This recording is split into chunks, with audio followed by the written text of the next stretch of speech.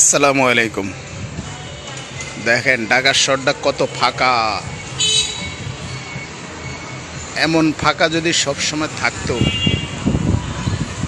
ঢাকার শহরে শান্তির কোনো অভাব হতো না।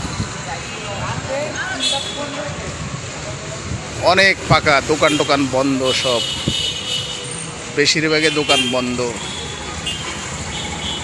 মানুষজন ফাঁকা। এই যে দেখেন সব দোকান বন্ধ, বেশিরভাগই। কিছু মিষ্টির দোকান খোলা আছে।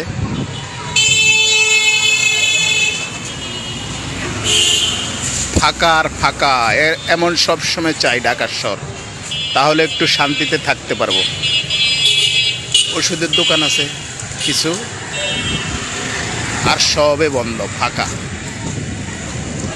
পুরা ফাঁকা।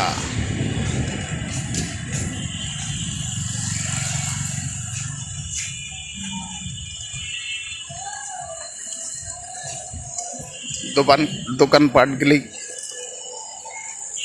ছুটি শেষ হলে আসবে, খুলবে, আবার যানজট হয়ে যাবে, আবার সেই কষ্ট ভোগ করতে হবে মানুষের। যারা ঢাকার শহরে বসবাস করে অনেক কষ্ট, জ্যামের কারণে চলাফেরায় অনেক কষ্ট করে।